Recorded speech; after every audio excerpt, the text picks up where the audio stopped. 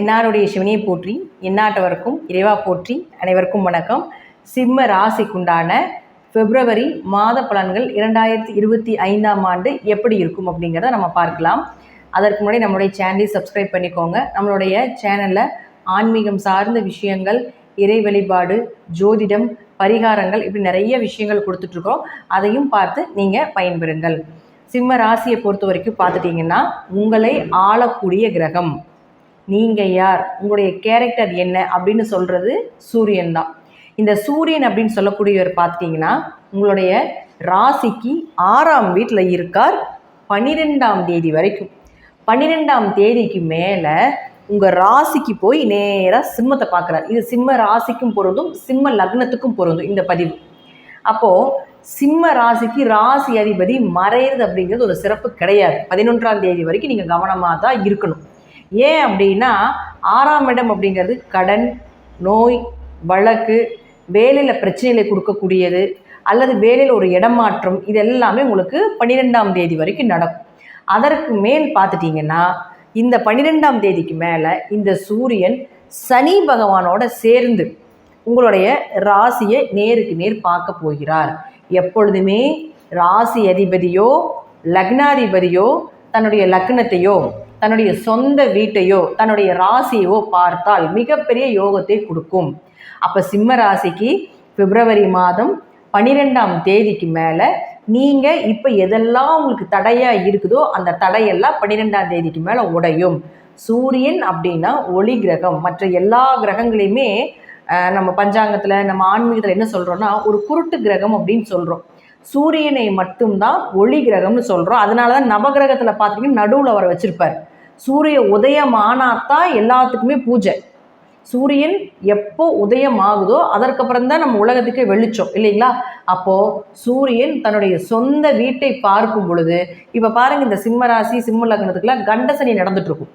கண்டசனினால் கணவன் மனைவிக்குள்ள பிரச்சனை, வியாபாரத்தில் ஒரு செழிப்பு இல்லாமல் இருக்கிறது, பார்ட்னருக்குள்ளே, நண்பர்களுக்குள்ளே, இதெல்லாமே இந்த சிம்மத்துக்கு கண்டசனி நடக்கக்கூடிய காலகட்டங்கள் இருக்கும். இப்போது இந்த கண்டசனியினுடைய தடை, அதை சனி பார்க்கறதுனால தான் அந்த இடம் இருளாக இருக்குதுன்னு சொல்கிறோம்.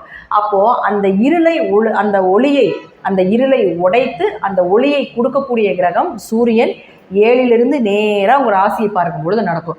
அப்போது சிம்ம ராசி சிம்ம லக்னக்காரர்கள் எல்லாமே இந்த ஒரு மாதம் உங்களுடைய பிளான் எல்லாமே சூப்பராக நீங்கள் என்ன நினைக்கிறீங்களோ அது எல்லாமே பிளான் பண்ணி வச்சுக்கோங்க. கண்டிப்பாக நடப்பதற்குண்டான வாய்ப்புகள் உண்டு. உங்களுக்கு இருக்கக்கூடிய அந்த இருள் விலகி ஒரு ஒளி கிடைக்கும். அதே போல் யாரோ ஒருத்தர் உங்களுக்கு ஹெல்ப் பண்ண வருவாங்க. யாரோ ஒருத்தர் மூலமாக நீங்கள் எதுலெல்லாம் ஃபெயிலியர் ஆகிருக்கிறீங்களோ, எதுலெல்லாம் டவுனாக நிற்கிறீங்களோ, எதுலெல்லாம் உங்களுக்கு தடை தாமதங்கள் ஆகிட்டு இருக்குதோ அதற்கு எல்லாத்துக்குமே ஒரு வெளிச்சத்தை கொடுப்பதற்கு ஏதாவது ஒரு மூலமாக உங்களுக்கு நிச்சயமாக இந்த கிரகங்கள் உங்களுக்கு காண்பித்து கொடுக்கும் அப்படிங்கிறத முற்றிலும் உண்மை. அப்போது ஒரு மாதம் சூரியன், அதாவது இங்கே தான் இருப்பார். மாசி மாதம் முழுவதும் சூரியன், தமிழ் மாதத்தில் சொல்லிட்டோம்னா மாசி மாதம் முழுவதும் இங்கே தான் இருப்பார். மாசி மாதம் முழுவதும் நீங்கள் உங்களுக்கு உண்டான விஷயங்களை கொஞ்சம் கவனமாக செயல்படுத்தினீங்கன்னா இந்த மாதம் நீங்கள் என்ன நினைக்கிறீங்களோ அது எல்லாமே இந்த ஒரு வருடத்திற்கு உண்டான ஏதாவது ஒரு நல்ல விஷயத்தை அது கண்டிப்பாக கொடுத்துட்டு தான் போகும் அப்படிங்கிறது முற்றிலும் வேணும். ஏன்னா நேருக்கு நேர் பார்வை, நேரடி பார்வைக்கு வளர்ச்சின்னு அர்த்தம். குரு, சனி, செவ்வாய் இதுக்கெல்லாம் ஒவ்வொரு பார்வைகள் உண்டு. ஆனால் சூரியனுக்கு ஒரே பார்வை, நேரடி பார்வை மட்டும்தான். அப்போ அவர் நேரடியாக பார்க்கும் பொழுது உங்கள் ராசியவே தன்னுடைய சொந்த வீட்டையே பார்க்கும் பொழுது நிச்சயமாக நல்லதை செய்து கொடுத்து தான் போவார் அப்படிங்கிறது முற்றிலும் உண்மை. அப்போ உங்களுடைய பிளான் எல்லாம் நீங்கள் எப்போ வச்சுக்கலான்னா 12ஆம் தேதிக்கு மேலே, 12ஆம் தேதி வரைக்கும் கொஞ்சம் அமைதியாக இருங்க. 12ஆம் தேதிக்கு மேலே பெயர், புகழ், மதிப்பு இதெல்லாமே கண்டிப்பாக உண்டு. உங்கள் பிளானிங் எல்லாமே 12ஆம் தேதிக்கு மேலே நடக்கும் அப்படிங்கிறதுல எந்த மாற்றமும் கிடையாது. அடுத்தது புதன். இந்த புதன் யார்? உங்களுக்கு தனஸ்தானாதிபதி, லாபஸ்தானாதிபதி. அவர் இருக்கிறதும் பார்த்துட்டிங்கன்னா உங்களுக்கு 6ல் தான் போயிருப்பார். அப்போ 2 கூட எவரோ லாபஸ்தானாதிபதியோ தனஸ்தானாதிபதி இங்கே 6ல் மறையும் பொழுது பணம் வராது. சொந்த தொழில் பண்ணிட்டு இருந்தீங்கன்னா கொஞ்சம் லாபங்கள் குறைஞ்சி வந்திருக்கும். பெரிய அளவுக்கு பணம் ரோலே ஆயிருக்காது இந்த மாதம். ஆனால் இந்த புதனும் பார்த்துட்டிங்கன்னா அடுத்தது உங்களுக்கு 7ஆம் வீட்டுக்கு போகிறார் 11ஆம் தேதிக்கு மேலே. அப்போ 2 கூடையவர் 11ஆம் அதிபதி 7க்கு வரும் பொழுது நீங்கள் எதிர்பார்த்த பண வரவு நிச்சயமாக கிடைக்கும். பார்ட்னர் மூலமாகவோ எந்த தொழில் பண்ணிட்டு இருந்தீங்கனாலும் இப்போ இருக்கக்கூடிய அந்த இருள் அப்படின்னு சொல்லக்கூடியது 11ஆம் தேதிக்கு மேலே நிச்சயமாக இருக்காது. ஏதாவது ஒரு வழியில் பண வரவு, சுப நிகழ்ச்சிகள், திருமணம் சார்ந்த விஷயங்கள் இதெல்லாமே நிச்சயமாக ஏற்படுத்தி கொடுப்பார். 7ஆம் இடம் அப்படிங்கிற திருமண ஸ்தானம் இல்லையா? அப்போ அங்கே புதன் வரக்கூடிய காலகட்டங்களில் ஏதாவது ஒரு வழிவகையில் உங்களுக்கு திருமணம் சார்ந்த விஷயங்கள், நீங்கள் எதிர்பார்த்த திருமணம், அதே போல் எதிர்பார்த்த லாபங்கள் இதெல்லாமே நிச்சயமாக கிடைப்பதற்குண்டான, ஏன்னா அவர் தான் உங்களுக்கு குடும்பஸ்தானம், குடும்பத்தை அமைச்சு கொடுக்கக்கூடிய கிரகமும் யாருன்னு பார்த்துட்டிங்கன்னா புதன் தான். அப்போ அவர் போய் உங்களுக்கு 7க்கு வரும் பொழுது குடும்பத்தை நிச்சயமாக ஏற்படுத்தி கொடுப்பார் அப்படிங்கிறதுல மாற்றமே கிடையாது. அடுத்தது உங்கள் ஜாதகத்தில் பாருங்க, யாரோட சேர்றாங்க, யாருடைய சேர்க்கை அப்படிங்கிறது ரொம்ப முக்கியம். சனி பகவானோட சேருது சூரியனும் புதனும். அப்போது இந்த சனி புதன் சேர்க்கை அப்படிங்கிறது வியாபாரத்தில், தொழிலில், ஒரு லாபத்தில் வளர்ச்சியை கொடுத்துரும். ஆனால் உங்களுக்கு என்ன பண்ணுன்னா அதில் ரீதியாக வரக்கூடிய சில பணம் எல்லாமே கொஞ்சம் மந்த நிலைகளாக இருப்பதற்கு, பணம் வர்ற இடம் கொஞ்சம் தாமதமாக வர்றது, இதெல்லாம் ஏன்னா சனினா தாமத கிரகம்னு சொல்கிறோம். அப்போது விஷயம் நடந்துடும், ஆனால் அந்த பணம் கொஞ்சம் இழுபறியாக இருக்கும், ஆனால் வந்துடும் கண்டிப்பாக. ஏன்னா சனி ஆட்சி பலம் பெற்றிருக்கிறதுனால கண்டிப்பாக அந்த பணம் கண்டிப்பாக நிச்சயம் வந்து சேரும். ஆனால் உங்கள் ஜாதகத்தில் இதே போல் சூரியனும் சனியும் சேர்ந்திருக்கான்னு பாருங்கள். இந்த சூரியன் சனி சேர்க்கை ஆண் ஜாதகமாக இருந்தால் கண்டிப்பாக அப்பாவுக்கும் பையனும் வீட்டில் ஒரே சண்டை சச்சரவு பிரச்சனைகளாகத்தான் இருக்கும்.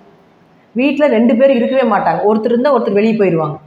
நிம்மதியாக ஒரு நேரம் சாப்பாடு சாப்பிட முடியாது. இது உங்கள் ஜாதகத்தில் இருக்கான்னு பாருங்கள். அப்படி இருந்தால் வருடம் ஒரே ஒரு முறை மட்டும்தான் சனியும் சூரியனும் சேரும். அப்போ அந்த காலகட்டங்களில் அந்த தோஷத்தை அதிகப்படுத்தி கொடுக்கும் ஆண் ஜாதகமாக இருந்தால். அப்போ இந்த ஒரு மாதம் மட்டும் கொஞ்சம், மாசி மாதம் மட்டும் கொஞ்சம் நீங்கள் என்ன பண்ணணும், 16ஆம் தேதி 12ஆம் தேதிக்கு மேலே ஒரு மாத காலங்கள் வீட்டில் அப்பாவும் பையனும் இந்த காம்பினேஷன் இருந்தால் மட்டும் கொஞ்சம் கவனமாக இருங்க. தேவையில்லாத பேச்சுக்களை பேச வேண்டாம். குடும்பத்தில் தேவையில்லாத வியாபாரம் சார்ந்த, தொழில் சார்ந்த பிரச்சனைகள் வரும் அப்படிங்கிறதுனால தான் நம்ம என்ன சொல்கிறோன்னா இந்த காம்பினேஷன் இருக்கக்கூடியவங்க கொஞ்சம் கவனமாக இருந்துக்கோங்க.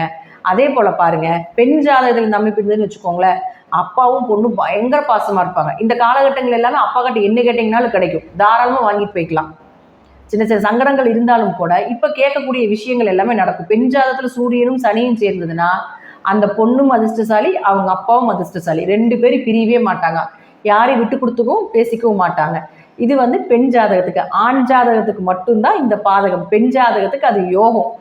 அதே போல் அடுத்தது பாருங்கள், உங்கள் ஜாதகத்தில் ராகு சுக்கிரன் சேர்க்கை இருக்கான்னு பாருங்கள். இந்த ராகு சுக்கிரன் சேர்க்கை உச்சகட்ட பண வரவு மகாலட்சுமி யோகம், அதே போல் உச்சகட்ட பெண் சாபம். அப்போ உங்கள் ஜாதகத்தில் இந்த காம்பினேஷன் இதுன்னு வச்சுக்கோங்களேன், நல்ல பணவரவு வசதி வாய்ப்புகளோடு நீங்கள் இருக்கிறீங்க அப்படின்னா உங்கள் குடும்பத்தில் இருக்கக்கூடிய பெண்களுடைய நிலைகள், பங்காளி உறவுகள் இருக்கக்கூடிய பெண்களுடைய நிலைகள், உங்கள் வம்சத்தில் இருக்கக்கூடிய பெண்களுடைய நிலைகள் எல்லாமே நல்லா இருக்காது. ஒன்றா ஆண் வாரிசாகவே பிறக்கும் அல்லது பெண் வாரிசாகவே பிறந்துட்டு இருக்கும். இதில் இன்னொன்று என்னென்னு பார்த்துட்டிங்கன்னா, பெண்களுக்கு ஒரு நிம்மதி அப்படிங்கிறது இருக்கவே இருக்காது உங்கள் குடும்பத்தில். அல்லது கணவன் மனைவி பிரிந்து வாழ்வாங்க, விடோவாக இருப்பாங்க, அல்லது கணவர் இருக்க மாட்டாங்க. ஏதாவது ஒரு வழியில் பெண்கள் பாதிக்கப்படுவாங்க. இதுதான் சுக்கிரன் ராகு சேர்க்கை இருந்தால் உங்கள் வம்சத்தில் நடக்கக்கூடிய உச்சகட்ட பெண் சாபம். ஆனால் பணவரவெல்லாம் கொடுத்துரும். இந்த சுக்கிரன் ராகு சேர்க்கை பணவரவு, மகாலட்சுமி யோகம், எப்படி பணம் வருது, எது வருது, தொடக்கூடிய விஷயங்கள் எல்லாமே லாபமாக வர்றது எல்லாமே இந்த சுக்கிரன் ராகு சேர்க்கை. நான் சொன்னது போல் இந்த காம்பினேஷன் உங்கள் ஜாதகத்தில் இருந்ததுன்னா இந்த அமைப்புகள் இருக்கும் அப்படிங்கிறத சொல்கிறேன். அது இந்த மாதம் என்ன நடக்கும் அப்படின்னு பார்த்துட்டிங்கன்னா, உங்கள் ஜாதகத்தில் சுக்கிரன் ராகு சேர்க்கை அல்லது சுக்கிர திசையில் ராகு புத்தி, ராகு திசையில் சுக்கிர புத்தி, சுக்கிர திசை ராகு திசை, ராகு இருக்கக்கூடிய வீட்டிலிருந்து 1ஆம் வீடு, 5ஆம் வீடு, 9ஆம் வீட்டில் சுக்கிரன் இருந்தாலோ அல்லது சுக்கிரன் ராகு சாரம் வாங்கியிருந்தாலோ, ராகு சுக்கிரன் சாரம் வாங்கியிருந்தாலும் சுக்கிரன் ராகு சேர்க்கை தான்.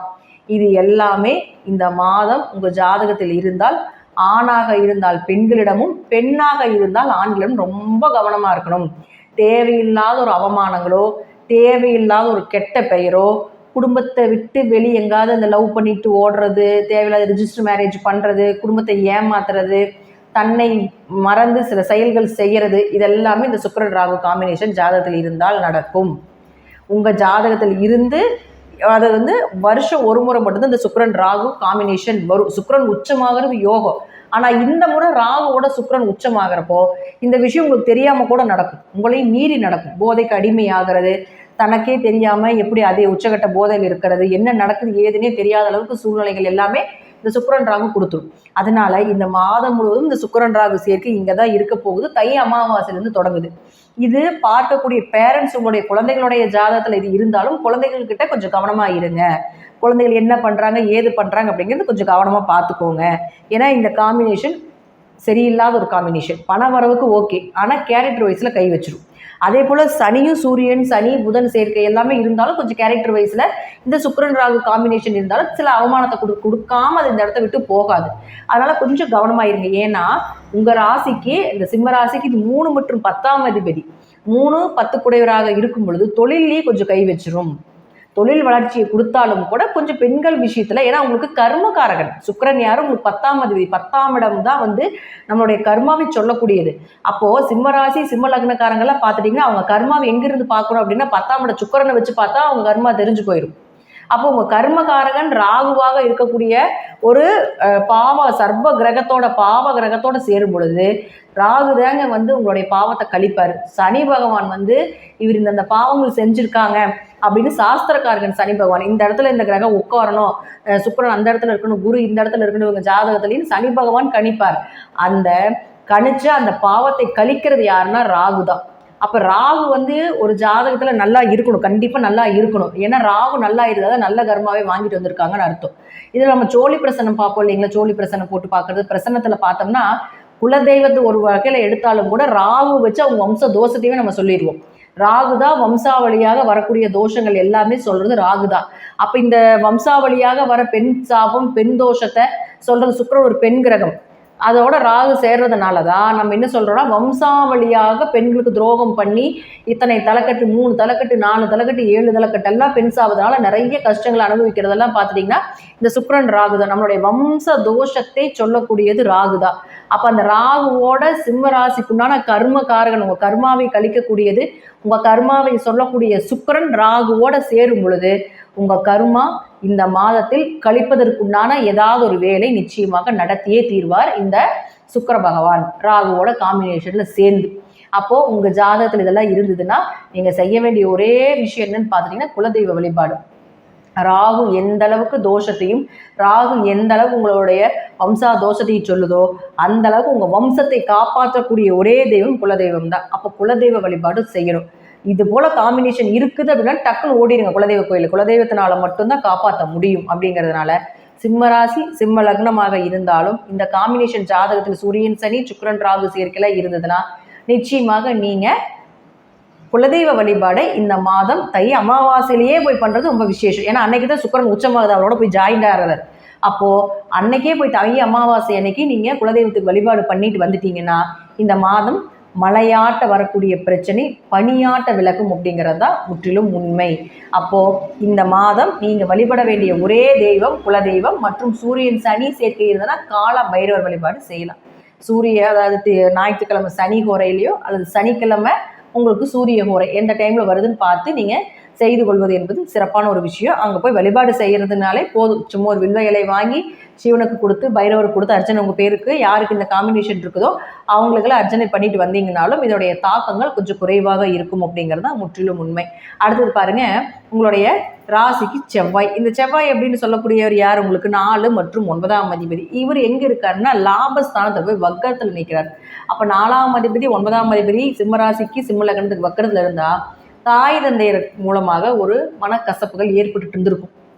அவங்க சொத்துக்கள் மூலமாக, வண்டி வாகனங்கள் மூலமாக, அல்லது பூர்வீக சொத்துக்கள்னால பிரச்சனைகள் வந்தது, சொத்து சார்ந்த ஏதாவது ஒன்று உங்களுக்கு கிடைக்காம இருக்கிறது, அதில் ஒரு பழிபாவங்கள் ஏற்றுக்க வேண்டிய ஒரு சூழ்நிலைகள், ஆரோக்கியம் கொஞ்சம் 2 பேர்த்துக்குமே கொஞ்சம் ஆரோக்கியம் சரியில்லாமல் இருக்கிறது, அதற்கு மருத்துவ செலவுகள் செய்கிறது, இதெல்லாமே வந்து இந்த 24ஆம் தேதி வரைக்கும் இருக்கும். அதில் மாற்றமே கிடையாது. வக்கரம்னா கோபம், வக்கரம்னா திரும்பி இருக்குது, வக்கரம்னா எல்லாம் டபுளாக கிடைக்கிறது தான் அர்த்தம். நல்லதாக இருந்தாலும் டபுளாக கிடைக்கும், கெட்டதாக இருந்தாலும் டபுளாக கிடைக்கும். அப்போ 4, 9 கூடையர் வக்கரமாகி 11 இருக்கும் பொழுது லாபம் வரும். 24ஆம் தேதிக்கு மேலே மிகப்பெரிய லாபங்களும் தாய் தந்தையனுடைய அனுகிரகமும் தாய் தந்தையர் மூலமாக பூர்வீக சொத்துக்கள் மூலமாக வரக்கூடியது எல்லாமே 24ஆம் தேதிக்கு மேலே நீங்கள் ட்ரை பண்ணிங்கன்னா கண்டிப்பாக வரும். இப்போ ட்ரை பண்ணிங்கன்னா 24ஆம் தேதிக்கு முன்னாடி நீங்கள் போனீங்கன்னா ஒரு சண்டையோ சச்சரவோ இதெல்லாம் பெருசாக வந்து கிடைக்கும். 24ஆம் தேதிக்கு மேலே அதை நீங்கள் ப்ராசஸ் பண்ணிங்கன்னா உங்களுக்கு சுமூகமாகவே எந்த பிரச்சனையும் இல்லாமல் வர்றது. அதுதான் வந்து இந்த வக்ரமாகிறதுக்கும் வக்ரம் இல்லாமல் ஒரு கிரகம் இருப்பதற்குண்டான பலன். அதனால அப்பா அம்மா உறவுகள், சொத்து சார்ந்த பிரச்சனைகள், வண்டி வாகனங்கள் சார்ந்த பிரச்சனைகள் இதெல்லாமே இருக்குது அப்படின்னா இதெல்லாமே 24ஆம் தேதிக்கு மேலே வைத்துக் கொள்வது என்பது ஒரு சிறப்பான விஷயமாக இருக்கும்.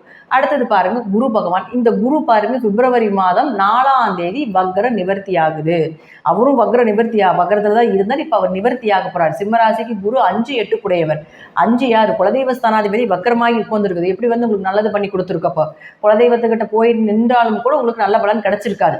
அப்போ பிப்ரவரி 4ஆம் தேதிக்கு மேலதான் வக்ரம் நிவர்த்தி பெறுகிறார். அப்போ குலதெய்வ ஸ்தானம் வலுப்பெறுகிறது. குலதெய்வத்தினுடைய அனுகிரகம் பிப்ரவரி 4ஆம் தேதிக்கு மேல நிச்சயமாக கிடைப்பதற்குண்டான வாய்ப்புகள் உண்டு. அது ராசிக்கு 10ஆம் வீட்டுக்கு வரப்போகிற 10ஆம் வீட்டுல இருக்கிறார். அப்போ அதற்கு மேல குலதெய்வ வழிபாடுகள் செய்யும் பொழுது தொழில் வளர்ச்சி, தொழில நல்ல லாபங்கள், தொழில் ரீதியாக இருந்து வந்த தடைகள் உடையிறது, கெட்ட பெயர், அவமானங்கள் இதெல்லாமே விலகுவது, தேவையில்லாத பழிபாவத்துக்கு ஆளாகி இருந்தாலும் கூட அந்த பழிபாவங்கள் எல்லாமே விலகு. ஏன்னா ராசிக்கு 8ல் சுக்கிரன் இருக்கும் பொழுது தேவையில்லாத பழிபாவங்கள், செய்யாத தப்புக்கு தண்டனை ஏற்றுக்க வேண்டிய ஒரு சூழ்நிலைகள் இதெல்லாமே ராகு 8ல் இருந்தால் நடக்கும். ராசிக்கு 8ல் ராகு இருக்கார்.